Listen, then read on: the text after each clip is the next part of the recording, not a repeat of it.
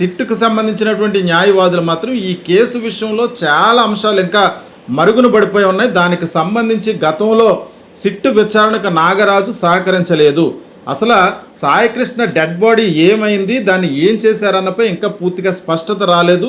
ఈ విషయాలన్నీ కూడా రిమాండ్ రిపోర్ట్లో పేర్కొనడం జరిగింది. కాబట్టి ఖచ్చితంగా ఒక ప్రైవేట్ కస్టడీకి తనను అనుమతించాలంటూ కోరినా సరే రాజమండ్రి సబ్ జైల్లోని క్షమించాలి రాజమండ్రి సెంట్రల్ జైల్లో ఉన్నటువంటి నాగరాజును ఆ జైలు అధికారులు వారి కనుచూపు మేర నాగరాజుకు సంబంధించిన అడ్వకేట్లు ఉండే విధంగా అనుమతిస్తూ ప్రతిరోజు ఉదయం అంటే ఈ నెల 10వ తారీఖు వరకు జూలై 10వ తారీఖు వరకు ప్రతిరోజు ఉదయం 10 గంటల నుంచి సాయంకాలం 5 గంటల వరకు ప్రతి ఫుటేజ్ను కూడా వీడియో ఆడియో రికార్డింగ్ చేసి కోర్టుకు సమర్పించాలి అన్నటువంటి కఠిన నిబంధనల మధ్య సిట్ కస్టడీకి అయితే నాగరాజును అనుమతించారు. అయితే ఈ కేసుకు సంబంధించి మొదట్లో ఈ కేసు పూర్తిగా తానే చేశానని అంగీకరించినటువంటి నాగరాజు మొన్న జరిగినటువంటి న్యాయస్థానం ఎదుట జరిగినటువంటి వాయిదాలో తనను పూర్తిగా ఈ కేసులో ఇరికించడానికి ట్రై చేస్తున్నారు, తనకు ప్రాణహాని ఉందని ఒక్కసారిగా ఆయన వ్యాఖ్యానించడంతో కోర్టు ఈ రకమైనటువంటి నిర్ణయం తీసుకున్నట్టుగా కనిపిస్తుంది.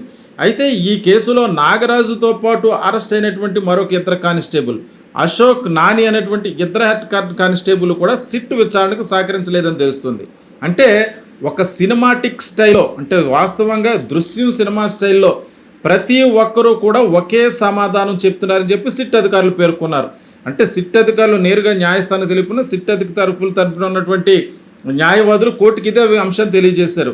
మూకమ్మడిగా ఒకే రకమైనటువంటి సమాధానాన్ని చెప్తున్నట్టు ఈ కేసును కూలంకషంగా పరిశీలించాలి, డెడ్ బాడీని ఎలా మాయం చేశారు, అలాగే కృష్ణలంక పోలీస్ స్టేషన్లో ఉన్నటువంటి సీసీటీవీ ఫుటేజ్ కావచ్చు, లేదా స్వర్గపురి శ్మశాన వాటికలో ఉన్నటువంటి సీసీటీవీ ఫుటేజ్ కావచ్చు, లేదా ఒక హోటల్ రూమ్కి సంబంధించినటువంటిది, అలాగే బస్టాండ్కి వెళ్ళే దారిలో ఉన్న ఈ సీసీటీవీ ఫుటేజుల్లో ఏ ఒక్క ఆధారం కూడా దొరకకుండా చేసినటువంటి ఈ క్రైమ్లో పూర్తి నిజానిజాలు బయటికి రాపట్టాలంటే ఖచ్చితంగా కస్టడీ కోరారు సిట్ అధికారులు. అయితే ఇప్పుడు ఈ కండిషన్స్కి సంబంధించి సిట్ అధికారులు విచారణలో ఎదురుగా ఒకవేళ వీడియో రికార్డింగ్ ఆడియో రికార్డింగ్ అవుతూ ఉంటుంది, అదేవిధంగా నాగరాజుకు సంబంధించిన అడ్వకేట్లు కూడా కనిచూపు మేరలో ఉంటారు. కాబట్టి ఆయన ఇబ్బంది పెట్టి విచారణ చేయడానికి అయితే లేదు.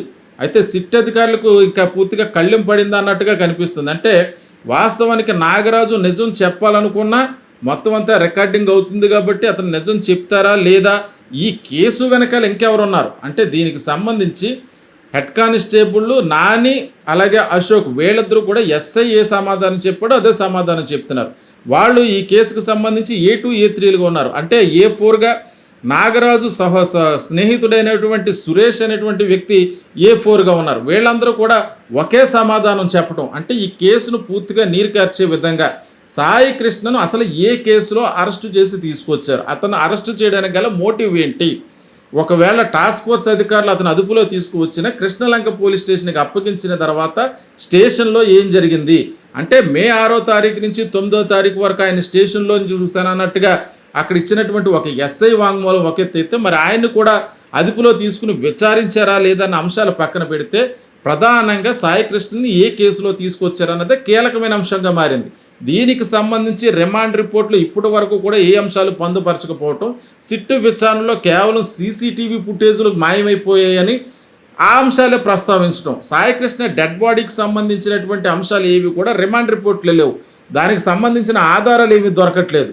ప్రధానంగా జాతీయ మానవ హక్కుల కమిషన్ వాళ్ళు చెప్పిందేంటి, కృష్ణలంక పోలీస్ స్టేషన్కి సంబంధించినటువంటి సీసీటీవీ ఫుటేజ్ అలాగే స్వర్గపురి శ్మశాన వాటికకి సంబంధించినటువంటి సీసీటీవీ ఫుటేజ్లు మొత్తం ఈ కేసులో ఏదైతే ఆధారంగా ఉన్న సీసీటీవీ ఫుటేజ్ల డేటా అంతా బ్యాకప్ చేసి దాన్ని తీసి తమకు వారం రోజుల్లో అందించాలని చెప్పి వాళ్ళు కోరినటువంటి నేపథ్యంలో ఈ సందర్భంగా డీజీపీకి కమిషనర్ కూడా హాజరు చేయడం జరిగింది. అంతేకాదు ప్రధానంగా ఈ ప్రజాస్వామ్య పక్షంగా అంటే ఈ యొక్క సాయికృష్ణ కేసుకు సంబంధించి జాతీయ మానవ హక్కుల కమిషన్ తరపున వాదనలు వినిపిస్తున్నటువంటి న్యాయవాదుల ప్రతినిధుల బృందం ఎవరైతే ఉన్నారో వాళ్ళు కూడా స్లాట్ అనేటువంటి కమిటీ ఖచ్చితంగా ఈ రాష్ట్రంలో ఉన్నటువంటి ప్రతి సీసీటీవీ ఫుటేజ్ను కూడా మానిటరింగ్ చేస్తుంది. దీనికి సంబంధించి ప్రతి జిల్లాకు ఒక 3 వరకు కూడా దాని కమిటీ సభ్యులుగా ఉంటారు. Commissioner, VMC commissioner, Vijayawada municipal commissioner, అలాగే పోలీస్ కమిషనర్ అలాగే కలెక్టర్ వీళ్ళ ముగ్గురు కూడా దీనికి కమిటీగా ఉంటారు. వాళ్ళు కూడా నిర్లక్ష్య వైఖరి అవలంబించారన్నట్టుగా చూస్తే వాళ్ళకు కూడా కోర్టులు నోటీస్ జారీ చేయడం జరిగింది.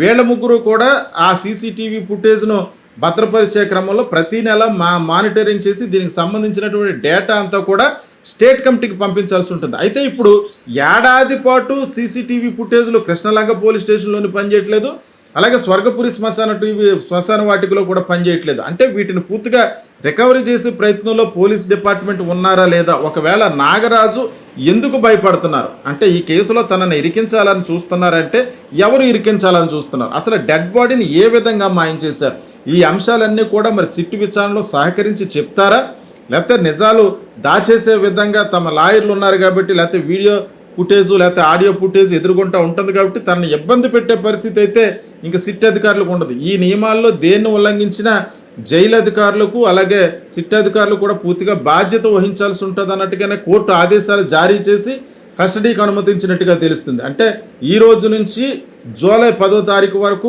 ఉదయం 10 గంటల నుంచి సాయంత్రం 5 గంటల వరకు 8 రోజుల పాటు నాగరాజును విచారించినటువంటి సిట్ అధికారులు ఏం తేల్చనున్నారు, నిజాలను రాబడతారా, ఈ కేసుకు సంబంధించి సాయికృష్ణ డెడ్ బాడీని ఏ విధంగా మాయం చేశారు, ఎన్ని రకాలైనటువంటి సీసీటీవీ ఫుటేజ్లు వీళ్ళందరూ కూడా డిలీట్ చేయించారు, ఈ అంశాలన్నీ రాబట్టే ప్రయత్నం చేస్తారా, లేకపోతే మరి కోర్టు ఇచ్చినటువంటి నిబంధనల ప్రకారం ఆయన ఇబ్బంది పెట్టకుండా ఆయన దగ్గర నుంచి ఇంట్రాగేషన్ చేసి నిజాలు రాబట్టాలంటే ఏ నిజం చెప్పని పక్షంలో ఒకవేళ కోర్టుకి ఏ రకమైనటువంటి ఆధారాలను సమర్పిస్తారన్న దానిపై సర్వత్రా ఉత్కంఠ నెలకొంది. అలాగే స్వర్గపురి శ్మశాన వాటికకు సంబంధించినటువంటి సీసీటీవీ ఫుటేజ్లు మొత్తం ఈ కేసులో ఏదైతే ఆధారంగా ఉన్నా సీసీటీవీ ఫుటేజ్ల డేటా అంతా బ్యాకప్ చేసి దాన్ని తీసి తమకు వారం రోజుల్లో అందించాలని చెప్పి వాళ్ళు కోరినటువంటి నేపథ్యంలో ఈ సందర్భంగా డీజీపీకి కమిషనర్ కూడా ఆర్డర్ వేయడం జరిగింది.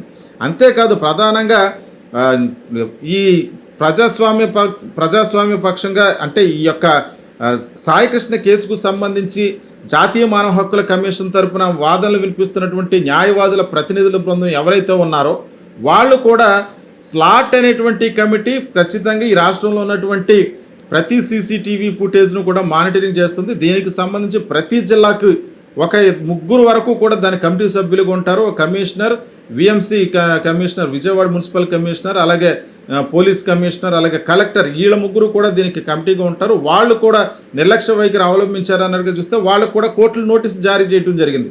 వీళ్ళ ముగ్గురు కూడా ఆ సీసీటీవీ ఫుటేజ్ను భద్రపరిచే క్రమంలో ప్రతి నెల మానిటరింగ్ చేసి దీనికి సంబంధించినటువంటి డేటా అంతా కూడా స్టేట్ కమిటీకి పంపించాల్సి ఉంటుంది. అయితే ఇప్పుడు ఏడాది పాటు సీసీటీవీ ఫుటేజ్లు కృష్ణలంక పోలీస్ స్టేషన్లోని పనిచేయట్లేదు, అలాగే స్వర్గపురి శ్మశాన వాటికలో కూడా పనిచేయట్లేదు. అంటే వీటిని పూర్తిగా రికవరీ చేసే ప్రయత్నంలో పోలీస్ డిపార్ట్మెంట్ ఉన్నారా లేదా, ఒకవేళ నాగరాజు ఎందుకు భయపడుతున్నారు అంటే ఈ కేసులో తనని ఇరికించాలని చూస్తున్నారంటే ఎవరు ఇరికించాలని చూస్తున్నారు, అసలు డెడ్ బాడీని ఏ విధంగా మాయం చేశారు, ఈ అంశాలన్నీ కూడా మరి సిట్టు విచారణలో సహకరించి చెప్తారా, లేకపోతే నిజాలు దాచేసే విధంగా తమ లాయర్లు ఉన్నారు కాబట్టి, లేకపోతే వీడియో ఫుటేజు లేకపోతే ఆడియో ఫుటేజ్ ఎదుర్కొంటూ ఉంటుంది కాబట్టి తనని ఇబ్బంది పెట్టే పరిస్థితి అయితే ఇంక సిట్ అధికారులకు ఉండదు. ఈ నియమాల్లో దేన్ని ఉల్లంఘించినా జైలు అధికారులకు అలాగే సిట్ అధికారులు కూడా పూర్తిగా బాధ్యత వహించాల్సి ఉంటుంది అన్నట్టుగానే కోర్టు ఆదేశాలు జారీ చేసి కస్టడీకి అనుమతించినట్టుగా తెలుస్తుంది. అంటే ఈ రోజు నుంచి జూలై 10వ తారీఖు వరకు ఉదయం 10 గంటల నుంచి సాయంత్రం 5 గంటల వరకు 8 రోజుల పాటు